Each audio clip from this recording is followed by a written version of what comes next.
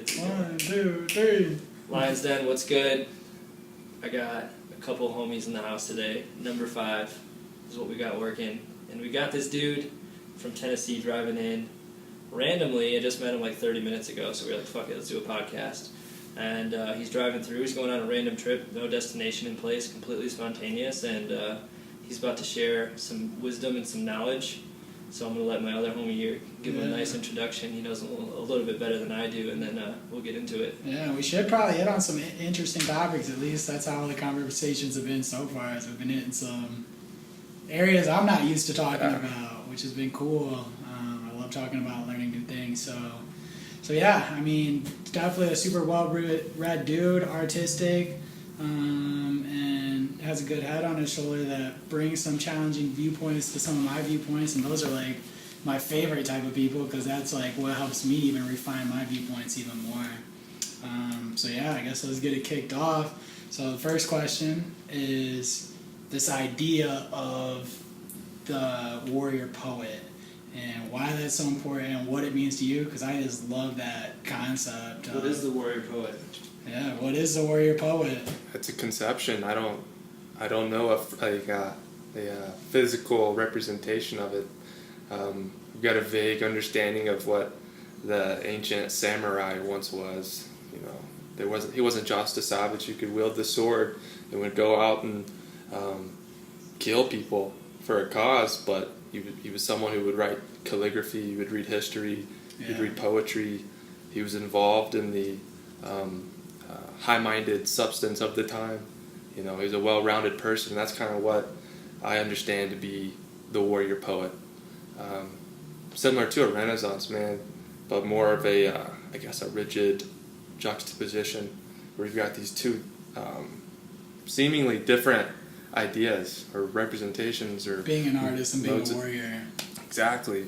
You know, there's such a beautiful element to the human species that is we're able to make art, and poetry is one of those things. And I guess poetry in terms of the warrior poet is just is a word to represent all of art. Someone who at the very least appreciates art and wants to dive into literature and expand his mind and read poetry and see what that does for him, while at the same time working on focusing on areas like lifting weights and pushing himself physically, picking up a compound bow or a long bow. Doing harder things, more challenging, like savage. We were using that word a lot yesterday, savage things. Someone who can, mend relationships with his words, but someone who, if need be, can, has the capabilities. Just destroy what needs to be destroyed. That's the world we live in. It's a savage world, and I feel that it's really easy to be disconnected with the reality that is the human experience, and not only the human experience but the animal experience. Since the beginning, the weak were eaten, and that was the process that kind of carried forth life. It's crazy. It's interesting. Death brings life, and at times the samurai, the warrior, might take life so to preserve another, so that an even better life can flourish in the future. So that's kind of the warrior poet in my mind. Sick. Yeah. I mean, what's that mean in 2018? Obviously, we're not like having to be warriors that are out sword fighting and protecting to. I know you mentioned weightlifting, but like being a warrior in 2018, what does that mean to you? Like, what is? To me, being a warrior, that's kind of a funny phrase, but I think it's important to ground myself in understanding history, and I definitely don't have a strong understanding because it's so fast, but just listening to a podcast about something in the past, the Mongols, and learning how different societies were worked, and once you understand how brutal life was for most of most people throughout time. Most of people for most of life. Yeah, it's once you realize that, it's like what we have right now is a blip on the map. The timeline that is life on Earth, and to think that it's going to always be this pleasant experience, I feel like it's gullible. I feel like we should enjoy it while it's here, but it's not out of the realm of possibility that the system starts to falter. We saw that a little bit in the last election, where something that should be more eloquent and common-minded, like you have a country that we are all a part of, and we all want the best for the nation, for the individuals and the groups within it, and us as a whole. We want to be a positive light in the world. I don't know if there's a single American who would disagree with that statement, but... You think that it's going back towards like what it used to be back in the day, maybe? What do you mean? Like violent-wise, not being as, not having as much opportunity. You think that it might be falling away from that? I would say that it was an interesting moment where it seemed that tribalism was starting to rise up a little bit. You got these encampments within our country, ideological encampments, and it seems that the ideologies are what are in control, not the autonomous being. And what the group wants is typically what the individuals who find themselves within those groups also want, or say that they want, and they almost become part of an army. And when you have two opposing forces, violence is not only possible but pretty likely, I feel. But we live in a civilized world where it's not really acceptable for you to attack with deadly force the person you disagree with. But that's how it has been for a very long time, and that's how it is in some places now. It's almost like the stronger ideal wins in those scenarios too, not like the best ideal, but whoever's like more of like the savages. Yeah, those will win. They can win. They might not last, as you see in a country like this, where our founding fathers were, from the line of like English common law and the Magna Carta, which at the time were probably the most advanced forms of government and law that allowed for somewhat of democracy, gives the people more of a vote, more of a say, and takes into account those individuals instead of merely the powerful. But at the same time, England had a king and a queen. They still do, but at that time the king was much more powerful. And as good as that system was, when our settlers came over here, eventually the freedom that was at their fingertips became so palpable, so desirable, that the extreme taxation from this distant ruler became unbearable. And the idea of autonomy and liberty was such a strong one that they were willing to put down their lives for this new version of reality, and that's what they did. And I think that's so cool to know that that is the line that we come from. I don't think some nationalism is such a bad thing. Uncontrolled nationalism, or you can look at like a totalitarian nationalism, or based on race, those things can get out of hand, obviously. But to have pride in your nation and to feel that you're a part of something bigger than yourself, and the tribe mentality. It's tribe, the tribe is strong, and it can result in violence amongst other tribes, but within that tribe, you're a tribe for a reason. And I feel that our tribe is pretty dope. Yeah.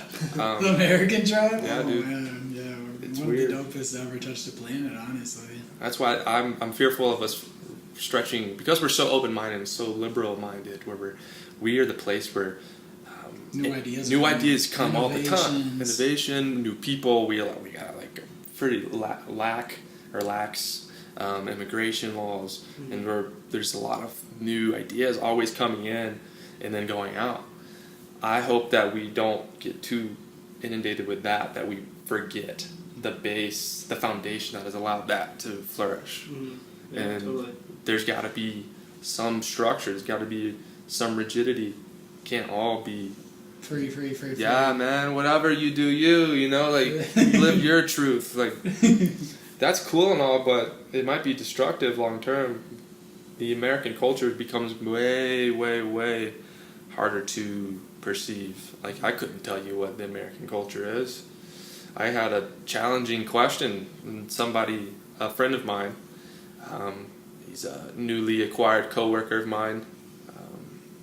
You know, he's first generation Mexican, and he's a jokester, and he was talking some shit, and he's like, yeah, like, Americans, there is no culture, it's just boring, especially the white people. And I was just like I wanted to have a defense, because, you know, I'm American, You're and right, I'm white, and people like to come here for some reason. Yeah, so everyone's coming here. Can't be that bad. He's right though. I don't think there is a culture. I think that almost, I guess, on a positive side of seeing it, it's like you can come here if you don't want a culture, because there's so many options and you can just cling to whatever attracts you the most. So I guess that could be like one advantage. But it's always good to remember like where we came from, and always remembering like what your roots are. But I think that, in my opinion, just because I like to be different, I think that for me it would almost be boring if everyone was in the same culture or had like the same way of living. I think that it's dope that we're so diverse, but you're right, like, you definitely don't want to let that like go too far, because then, you know, who knows what can happen. But yeah, that's America for you, man. There's a lot of cliques and different cultures and different you know, ways of doing things and different ways of thinking and different people to hang out with and different food to eat. Like, it's a little bit of everything, which is cool. But you're right, you know, you got to be careful with how far those things kind of go. Yeah, it's interesting.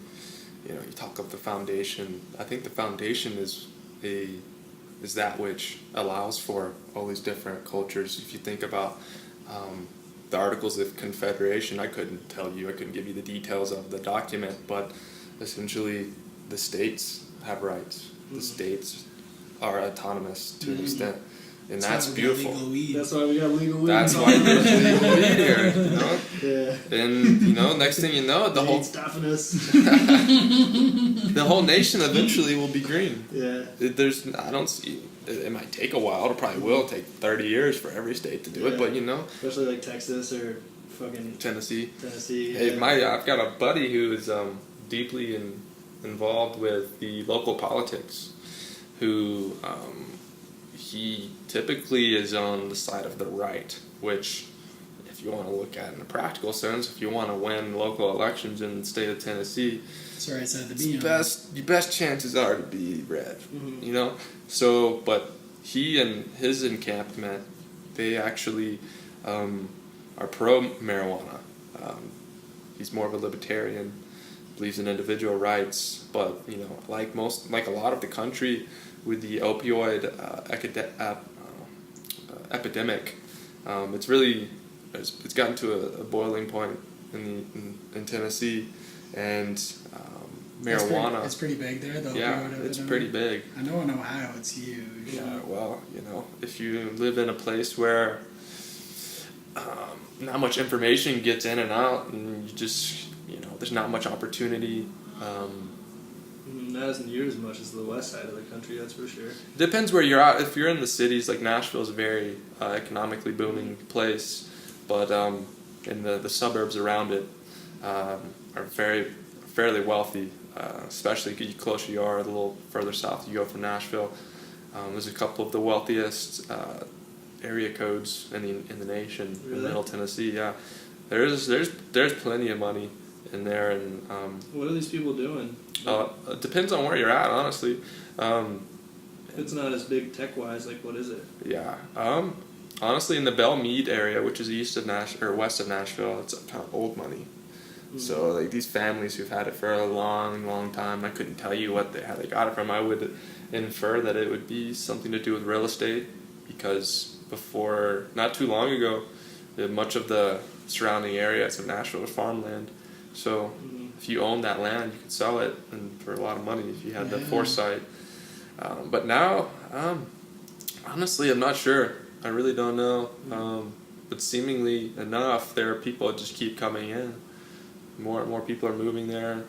There's a lot of gentrification going on, which, you know, that's something we could talk about. There's good and bad that comes from that. You know, the displacement of people who had no say, and then, you know, innovation. Do you think that you'll live there after school? I don't know. You don't seem like a Tennessee boy to me. Why is that? I used to live in Kentucky, and maybe that's just the crowd that I was hanging around. To be honest, it's probably just the crowd that I was hanging around. Things back on it. I was like, I used to play baseball at the school, and I was always around frats, and I was always around, you know, silliness, not too many mindful people I hung out with back then, but it just seemed like it was, I don't know, a culture where people were smart and people were intelligent. Obviously they, you know, wanted to make moves, but it just didn't seem like a very mindful, spiritual place for me. But I was also probably not hanging around the right people. Mm-hmm. I don't know, I could be wrong, but I don't know, you just seem more of like a centered, calm, collective person who would maybe enjoy like the west side of the country more, where there's more opportunity for people to relate on more things that you talk about. Yeah. But I could be wrong too. You know, I haven't been there in 3 or 4 years, and when I was going there, I definitely wasn't even having these kind of conversations. The only conversations that I was having was like, yo, who's buying the fifth of Burnett's tonight? You know, like nothing too cool. But I could be wrong. I don't know. What do you think? Yeah, I don't know. That's a lot of the reason why I'm taking this trip, is to see what it's about out here. I haven't spent much time, you know, west of the Mississippi.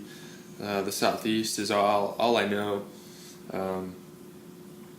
So I'm figuring that out. But there's a lot of pros and cons, I would say, to living in Middle Tennessee. Well, what kind of people do you hang out with out there, and like, what do you do? Luckily enough, I've got a really good job, you know, for somebody who's in school and, you know, doesn't have any particular, I don't know, I wouldn't say skill set, because I'm fairly confident, but, you know, in terms of getting a well-paying job, you know, I'm 22 with no degree, so I work at a local coffee shop.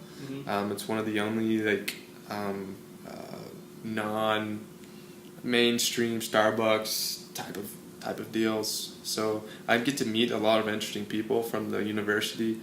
A lot of professors come in, but I've attracted some really good people into my life. I feel very blessed and grateful to have, who've influenced me in amazing ways. So Do you listen to country music? No, I don't listen to country music. Most people I hang out with don't.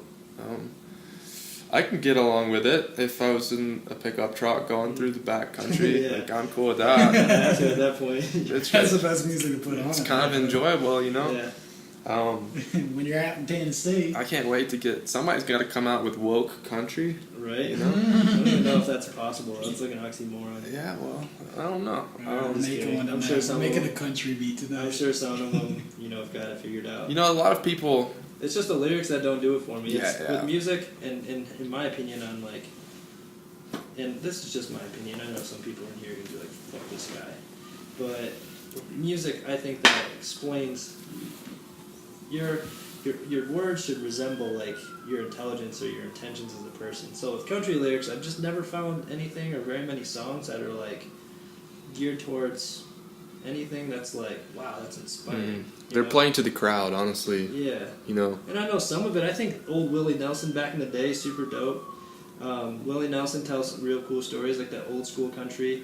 But you're right, it's very, very like repetitive and like what people want to hear. And I don't know, I think that could like not really do much. It's kind of similar to mainstream rap. Yeah. Honestly, exactly. you're talking and mainstream pop music. Yeah, dude. All those genres. What are things that are relatable to like the most basic individual? Talking about relationships, talking about having a job, talk about what you're driving. Rappers are talking about cars. Country people are talking about tractors. Money, chicks, and stuff, dude. Yeah. I mean, yeah, and when you don't know anything else, those are like the coolest things. yeah. Like when I was partying and I was listening to that kind of music, and I still party, of course, but it's a little bit different.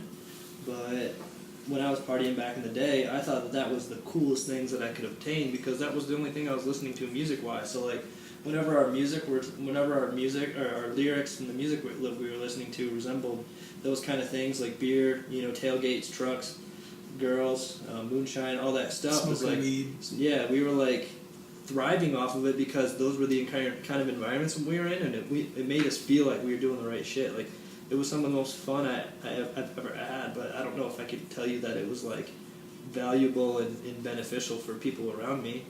And on a longevity standpoint, I don't talk to any of those people that I was doing those things with. Even people that said that we would be brothers and best friends for life. Those cheesies. Oh, we're gonna be best friends for life, man. It's like those times where while you're shit faced. Yeah, it's like it's like when you do those things with people all the time. It's like easy to lose them because there's no value in those situations or those times. There's like no impact that's being made to where like.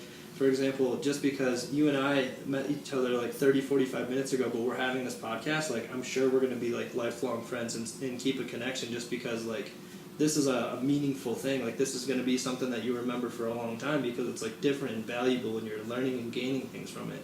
To where like I could party with someone 20 times and like, not really care to have an impactful conversation with them just because there's no value involved. Oh yeah. But it is what it is. But you're right. I think the lyrics in music, like, I don't know, kind of, they're either you're either listening to it just to have a good time. But if you're really listening to it, and you live by the words that the music is implementing, then I'm like concerned for your life a bit. Like, it's like some of the lyrics that could. And the truth is, there are people who do. I mean, I relate strongly to what you just detailed. I played baseball in high school, and most of my friends, like all that we were concerned with, and I don't want to put it all on them. I was deeply involved in all the decision making. I was having a good time, but I mean, we listened to rap and country, and get out of baseball practice or a game, we would go if it was Friday, Saturday night, take the little bit of money that you got, and we'd try to get an older guy who's got a fake to get us some booze. And when we were even younger, when we were freshmen and sophomores, where the alcohol was much harder to obtain, we would do the craziest shit just to try to get fucked up. Ridiculous shit. Like we would research like what are household items that you can get high off of, household foods. Like we tried to smoke nutmeg once, and like it's crazy. Like you look into that, apparently there's some kind of psychoactive properties to nutmeg if you do enough. But it's the fact that I did that at one point in my life, it's pretty embarrassing. It's absurd. But those are events and decisions that though hold no value in terms of the fruit that they bear, but the wisdom that you gain from living that kind of life for a part of your experience on the planet. And knowing what you don't want to do is valuable in itself. And I'm glad I did that early on compared to like now. Yeah, that's exactly it. And you can relate to people that are in those situations too. You know what I mean? If you're just always if you never go through that phase, you're not going to be able to level with those people and help them take that next step that they need in their life. But since you've been in those situations, you can kind of relate to them and lead them in the right direction from there. Yeah. Or at least give them some insight. And when you see the other side, you'll never go back. Yeah. So I guess the goal is like if you're one that is always constantly like doing things that you shouldn't be doing, and you're listening to this, just maybe like first become aware about what you're doing and like question yourself and be like, yo, like is what I'm doing really like valuable to my health, my mental health, and like other people, and just question it for a bit. And if it's not, like every single day, then now you have some shit to figure out. And then once you see like the other side, like the value and the joy and the positivity that the other side brings to you, like when you're bringing value to other people, then you'll never go back and you'll skyrocket in whichever way that you want to go. But the scary part for me, and the reason why I'm like, always worried about, just some old friends that are still doing the same things, it like worries me because it's like, I'm on the other side and I'm good, but like, will they ever get out of that rut, or will they ever like stop doing what they're doing? Will they ever question themselves? Like, that's the scary part. So that's why I'm always hesitant and like, you got to be careful with what you're listening to. Be careful with like what kind of information you're putting into your mind. But then again, it's like you can learn from it. But I would just wish some people would learn from it rather than drag on the process or just be in denial about what they're doing. Not too many people ask themselves, what are they doing? Yeah. Now, when you think of this other side, this conceptual other side, away from, I guess, momentary pleasures that come from meaningless sex, drugs, alcohol, and inundation of entertainment. And you get to this other side once you realize it, you get a taste of it. I would like to know what you think of this other side. Because it's really hard to, kind of box in because it is so expansive. Yep, no, it's definitely a broad way of putting it. But for me, and this is just my personal opinion, this is what fulfills me the most. But, the other side to me is, living a life every day with, some kind of plan. And in your plan, you've got a structure, a destination. You're working towards that ordeal or that destination. And in that destination, you are providing value for yourself and others. So this could be all the way down to being a teacher. What you're passionate about is being a third grade teacher and you want to teach math class and you're successful at it. You're helping young students learn math. Or this can be a doctor who wants to cure cancer, right? It doesn't really matter what it is, but as long as you're working towards some kind of ordeal or you're driven and your ordeal is valuable to other people and it fulfills you, then technically to me that's the other side. And you're not letting things that affect you negatively to take you away from getting to that point. So in my opinion, there's no real definition of success. Or actually there's a real definition of success, but it's not how much money you make or how much fame you have. It's how fulfilled are you at what you're doing and how fulfilled are the people that interact with you. Yeah. And once you figure that out, then it's all fun and games because then it doesn't really matter how much money you have because you're fulfilled as a person. And if you live that way, I think that you've found the other side and you're a successful person because even the most rich people or wealthy people or people who have all these businesses and things aren't as fulfilled as the ones who are following what's valuable for themselves or for others. They're chasing material things. So that would be my definition of it. And you're just taking good care of yourself and providing value and content and information for other people to learn from to make the world a better place. So Will Smith, this is one of my most favorite quotes from Will Smith, and it's probably not the exact quote, but I'll finish this topic this way. But I think he said I want to make everyone's life better when they meet me. So when anyone ever comes into contact with me, my goal is to make their life better than what it was before they met me. And I saw that in a video, and I was damn, that 100% hits home with me because if everyone had those kind of intentions all day long, then just think about how focused they would be on their path to always be the best people that they could possibly be, and just think of the results that could happen if everyone just had a small thought about what that actually would be like. And that would be my definition of the other side. Yeah, and that kind of ties back into that tribalism we were talking about, where everyone's trying to help everyone in the group become the best version of themselves, whether that be a warrior or a poet or both or whatever endeavor you end up wanting to do with your life. But just that community, to have you stapled in and help push you in the right direction. That's what made me fall in love with living in Colorado, honestly, is all the people here are nice. And it's when I lived in Michigan, it was always those interactions where there'd always be one person throughout the day that would just be a complete shithead to me for no reason. And once I moved out here, literally it's maybe 1 or 2 times in 3 years I've had negative interaction with anybody. Wow. So it's just that mindset of everyone's trying to help each other, everyone's trying to make each other's days better. How can we commingle together and make this experience as good as possible? What do you think that is that Colorado has so that those of us who don't live here may replicate?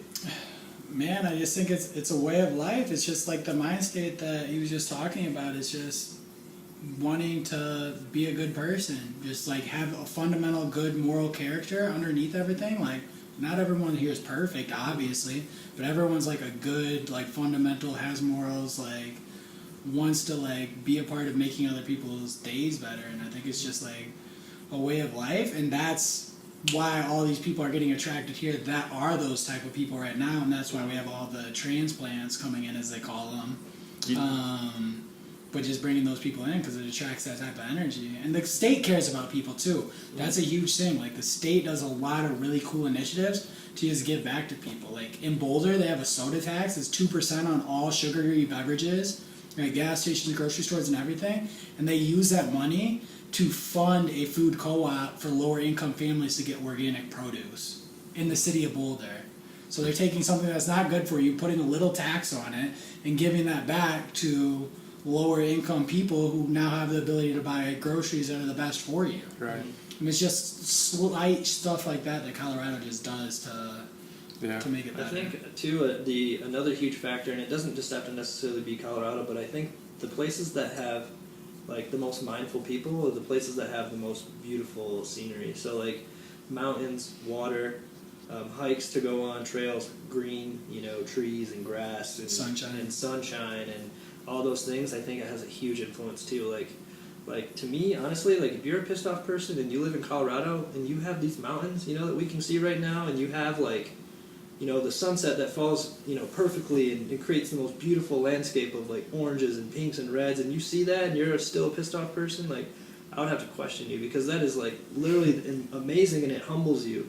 And when you can get up in the mountains and sit and relax and like look over the horizon and be 10 to 15 or 8 to 10,000 feet up in the sky, and you're just like, dude, like this pull is you insane. out of everyday life. Yeah. And give you that bird's eye view even. Yeah, and that can be the same thing for like living near the beach or the ocean and just hearing the water, or putting your toes in the sand, or like even in a flat landed area where you could just be like walking through a cornfield. Like your perception on your environment could also change the way that you think and your intentions as a person. And if you're just more in tune with like the nature aspects of your environment, you'll be humbled, because you'll realize how beautiful everything is, and you'll realize that like we're super small, people in this massive globe that floats perfectly in the universe every single day like clockwork. And it's just like what, like when you perceive it that way, you're just like, wow, like my problems aren't that big of a deal. It's not that serious. Like you're good, like it's perfect here. For someone who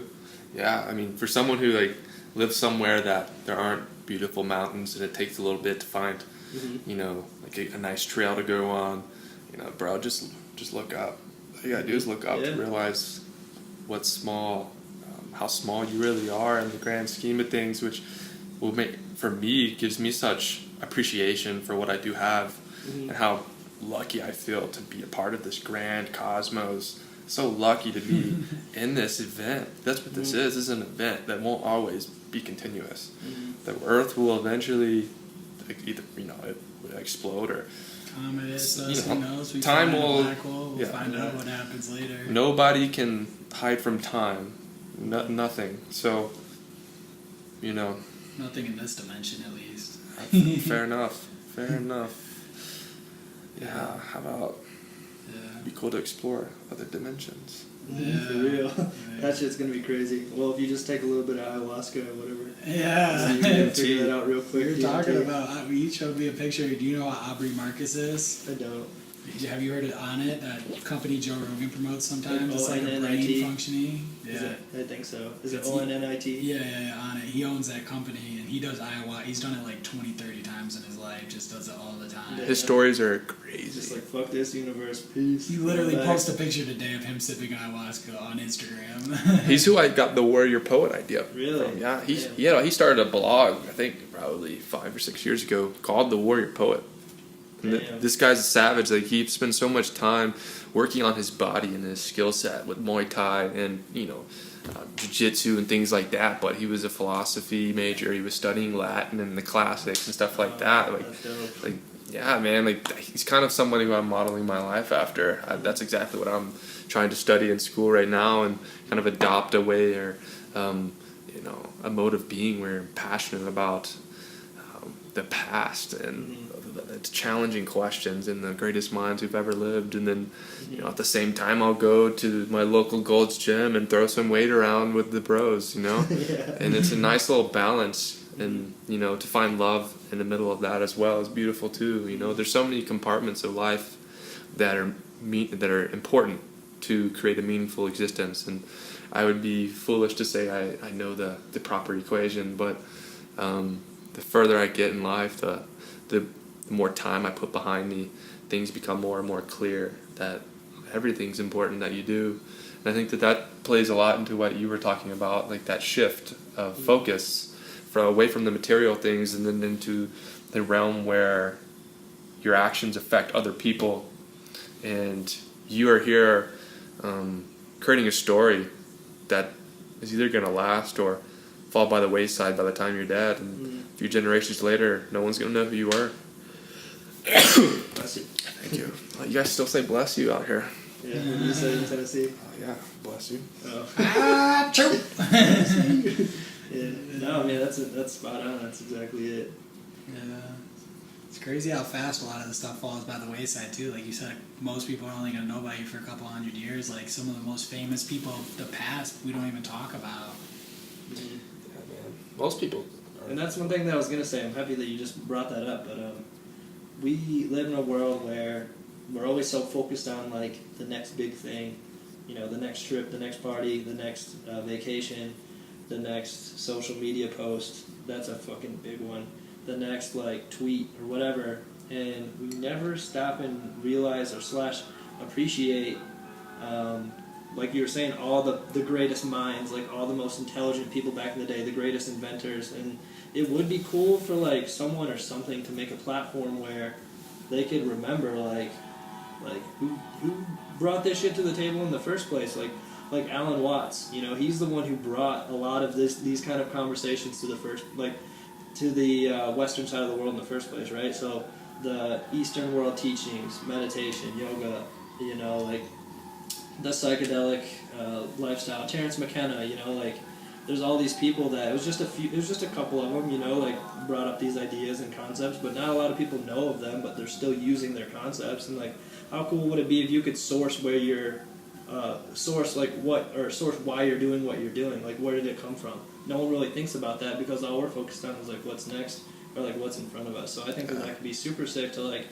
make it a cool way for people to learn about these people, because whenever someone thinks about history, including myself, I'm like, it's history, you know, but I still love learning about it. But like the mainstream term it has is like, it's not that cool. History you is know? almost like a boring word to a lot of Yeah, us. that's what I'm because the way saying. schools have built it So if you into can our brains. Yeah, so if you can make like a cool way for people to learn about this stuff, and make them understand like, this is how it all started. Like these are some big reasons why you're doing what you're doing or you're thinking what you're thinking. Like, I think that we would be able to appreciate and learn a little bit more about, you know, what it is that we're doing and take it to the next level just because we're sourcing it. Yeah. We would not be so quick to want to swipe the legs under the foundation of our society for which we are currently living in, you know. Once you know what the past ones have been like. Yeah, man. It's never been this good. It's never been this easy. It's never been this safe. It's never been this opportunistic. Like, all of those things are happening right now. Yeah. So if you can't find an opportunity, you're fucking sleeping on it right now. Like, you're in denial. Like, it's so easy for anyone. All right, let me rephrase that. It's not easy, but it's simple, but it'll take consistent efforts daily to get there. Yeah. So it's not easy. Easy to me is like, you open up a door and you can walk through it, right? This is like... You gotta put your mind to it. But yeah, it's simple, but it's going to take consistent efforts. And the hardest part for people to understand is like consistency every single day, and like being appreciative and excited about the small steps they took instead of like, fuck, well, I haven't made 100 G's yet. You know, like, I'm never going to make 100 G's. It's like, no shit, you haven't made 20 yet. You know, so it's like, if you just take those small consistent steps, then, you know, you realize it's really not that hard. Yeah. You know, it's really not that hard. I'm living proof. In many ways, they don't matter, but I'm living proof that it's really not that hard if you just put consistent efforts in it and prioritize value over that short-term high materialism lifestyle, you know, like, and you'll realize it's a lot more fun too and enjoyable and fulfilling, but small consistent efforts. So if you're not, you know, if you haven't figured it out yet, it's totally okay, but you just gotta chip away at it instead of, you know, getting overwhelmed about the fact that you haven't made it yet. Yeah. And I don't even know if I'll ever make it. I don't even know if anyone's term should be that you officially made it. Like, if you have an end destination or an end goal where you're like, all right, I made it, let's go to the beach and like put these chairs out on the beach and sit. We're Like, good. We're retired. If you ever have that mindset, I don't know if you'll ever make it in anything, because it's like, I don't know if there is an end goal or an end thing that you could stop chasing. Like, that to me seems silly. Yeah, it's almost like an equation that's continuously evolving, like how to live a fulfilled existence. Like, and that's it's just my opinion too. It changes like, over time. Some people, you know, like, that's what they want to do, but to me, like, that just takes the I don't know. I'm always that kind of person that like achieves something, and then it's like, all right, well, what can I do next? Like, what is there that I can do next that would like give me the same feeling that I just got when I accomplished this small thing? You know, I don't know if there ever will be or should be an end goal. You know, Yeah. which is like a pretty interesting statement for one to comprehend. But I just think that the beauty in life is to always figure out what the next valuable adventure is that could fulfill you, whether it's a big thing or a small thing. Yeah, you and know? just enjoying those times in your life when they're there. Like, it's going to be different things throughout your whole life. Like, we were just talking to my mom about earlier today how there is like a 2 to 5 year time frame on most people's careers these days. Like, you're going to be switching up what field you're even in that time period. And it's like, just make the most of those times and do as much valuable stuff in that area as you can, and obviously still live a happy life where you have friends and family and people you care about, and do other things and progress yourself physically and mentally. But when you have like a goal that you're aiming at, just like target down on it, like be consistent with it, and those things will translate. You're gonna have those skills later to take that same template, like we were saying yesterday, into that next endeavor. Exactly, 100%. Once you figure something out, you can figure the next thing out. Yeah, it'll be a little bit easier that time too. It gets a little easier every time because everything's the same in a way. You know what I mean? Everything's like connected to each other, so it's like a lot of these things have a lot of the same principles. And learning multiple things, the cool thing is you could take that knowledge from something you learned back into something else. Like making music and making videos, like they're one and the same to me now. You know what I mean? Like learning more and more about music is helping me make my videos better and my transitions on certain sound effects better and stuff like that. That's dope. You know what I mean? And it's like if I didn't learn music, I would have never picked that stuff up. You'd have had to hit someone else to do it for you. Yeah, There's hidden knowledge in each like field. Yeah. It's like that you only know if you were to experience it. You know, that's really interesting. And if you do it once and you accomplish it, it's like, all right, well now I know I can accomplish something. Yeah. Because most people don't think they can ever accomplish anything, which is totally fine. But you got to accomplish something first to like make yourself believe that you can do it again. And then once you do it again, it's like, all right, well I can do this. It might take more time because it's more depth. But if I can accomplish this and I can get this far, then that technically means that I can accomplish that and get that far. Yeah. You know, there's really no limit or boundary unless you think there is, and then you're probably right. There is a boundary once you put one on there. I love that, man. Like when I often have people ask me like how to get started into exercising, getting into the gym. You know, what I do, you know, which I feel like is translatable to anyone, is exactly what you just said. Find a way to achieve a little success first. Just taste it. Taste it a little bit, and you can look at that as like each time you go to the gym, your first thing should be something that you know you can obtain, but it's still a goal that you have to work for. So what I do is I typically will do like a core exercise to start off, 15 minutes, you know, and do like a bunch of different ab workouts. And it's, in my mind, not only is it good for me, because abs, you know, I mean, it's Core. it's your core, you know. It's the core of everything. It helps your body. your strength in every area will go through the roof once you start to strengthen your core. So it's inherently beneficial to your body, but you know, to get that first win, that first success, when you first go into the gym, your energy is raised, your confidence is up, and then you get to go move on to the more difficult tasks, the compound movements, the heavier weight, and you're going in there confident because you just were successful. Yeah. So it's really interesting. It's that whole template idea where you figure something out in one area, it can apply to another area. Yeah. That's cool. It's a cool idea. This kombucha's good. Yeah. Happy Leaf Kombucha. If you We're- don't know about it now, just wait. This episode is sponsored by Happy Leaf Kombucha. Mango Rose. Hit up their sales guy, Ernie's cool. Yeah, he knows a thing or two. Better be careful, bro. They'll You find should you should talk about some kombucha. Yeah. I know that's kind of a random one, but that's cool. I mean, what are we pushing, like 30, 40 minutes right now? So you should definitely. Probably longer than that. Yeah. I guess a quick intermission. Kombucha. Gut flora. Yeah. It's what? Gut flora. Flora in it. Yeah. We got Rose in this one. No. Like kombucha, like the fermentation of the tea. You know, attacks your gut and like the bad stuff Yeah, that's in there. that's what I want you to explain, the scientific aspects of it. How it works, why is it beneficial, why is it getting bigger?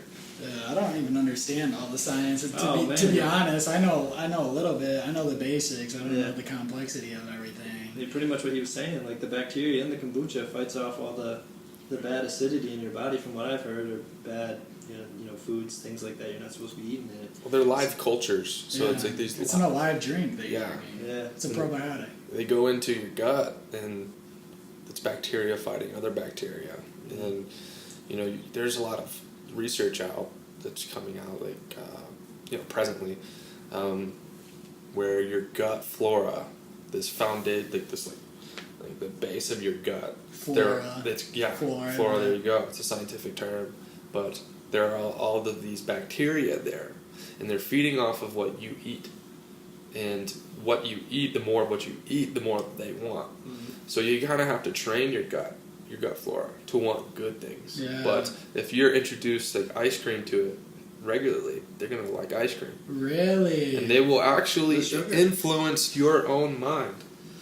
They're alive. They influence your mind and the decisions that you make.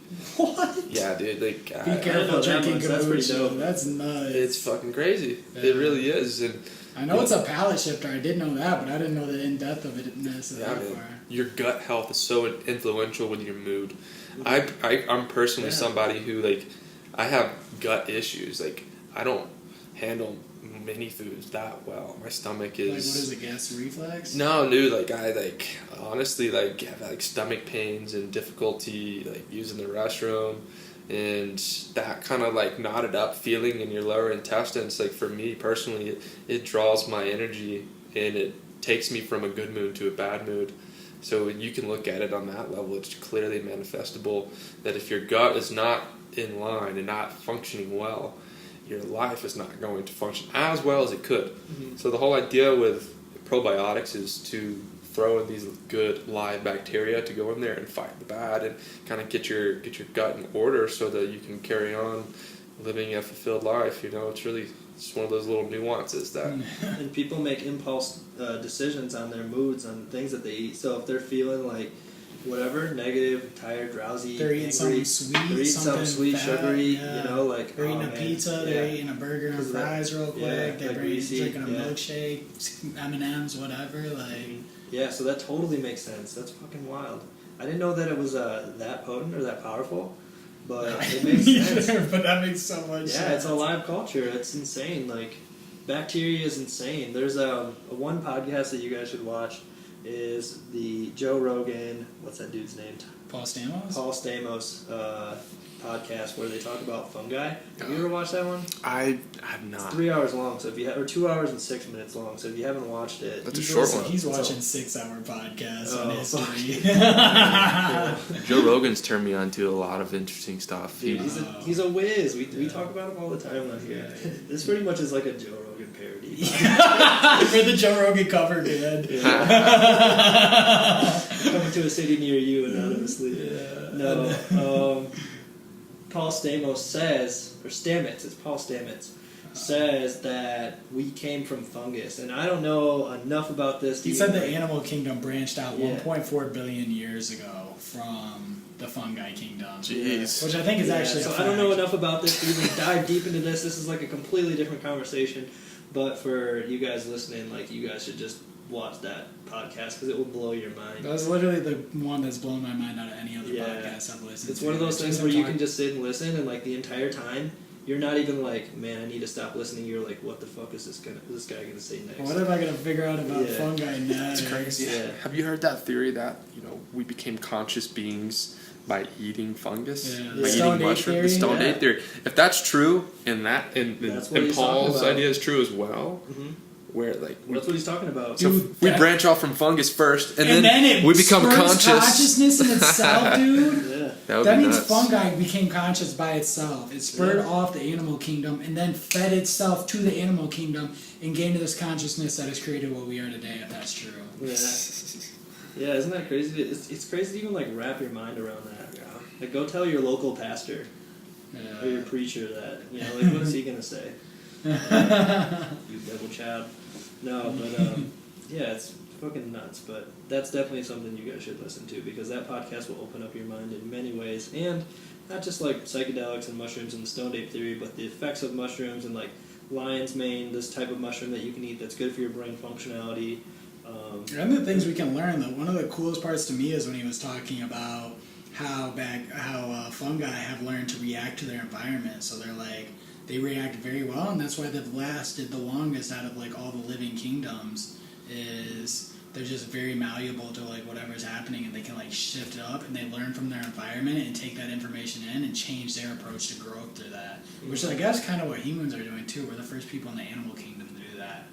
Well, obviously fungi's been around a lot longer, and he thinks as soon as we learn how to communicate with these fungus better and like read what they're actually doing and like being able to like talk to them in a way, like communicate with them, he thinks we're going to learn so much about how to heal our environment and stuff.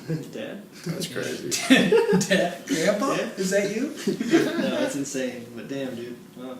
That shit was what blew my mind the most when he was talking about that. He thinks like fixing global warming, that we can learn how to do that through the fungi kingdom. I don't remember exactly what he was talking about, exactly what he said. But something you guys gotta watch. this is Cliff Notes edition of that episode. Go check it out. You guys gotta get it from the source. We don't want to play a telephone game with this shit, because it's life changing. And I've implemented some of the lessons and teachings that they talk about, and it's pretty dope.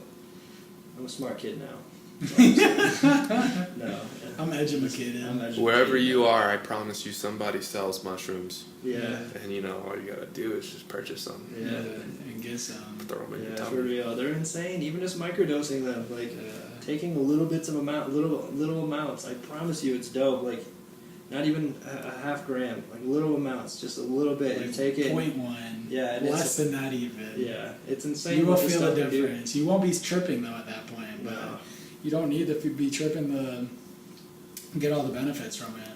But your level of focus, your awareness, the things that you think, the things that you say, when you're doing things, it's enhanced times 10. Like everything is better. And then what's cool about this is like say, well, you're on a drug, of course it's going to be better. But what's cool about that is when you realize that you can do those things, then your sober mind is telling you, oh, these things are possible, and then you can start to implement them again, which technically means that you've gained more than just a short-term experience from using the drug. You've learned what's possible, and it allows your mind to expand and grow and get to that point, which I think could be extremely beneficial if you're trying to be, sober majority of the time, like myself. Like, just learning what's possible when you're microdosing enhances your mind in regards of like what you can do when you're sober and like, things like that. Yeah.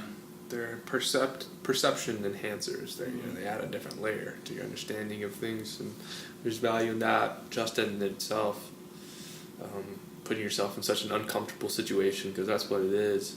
I've had a couple different really weird experiences with mushrooms that, it's like seeing the dark and the light at different times on the trip. And both times it were clearly there's a distinct moment when they shifted, and it was interesting to try to ride those waves. Mm-hmm. Like the first experience, I was having such a good experience. It was so positive, pleasant, and eye-opening, and I was just happy, and I couldn't believe what I was experiencing. And I went on a walk with the person who I was with, and this is someone who I trusted with my heart and soul. I've known for a very long time, deeply connected, and by the time we got to where we were walking to, and it was the middle of the night in the winter, we were in the woods, and it just started to get really creepy. And what it really did, it started to mess with my mind, and I wasn't able to handle it. That was my first experience with psychedelics. And it got to the point where we got to this bench that we were sitting on in front of this pond, and there was a full moon shining down. There was fresh snow.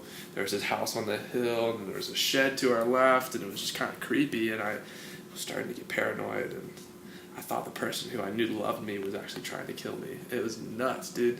And it got so extreme that I felt like I had to leave that situation, and I fled, and I went walking back home.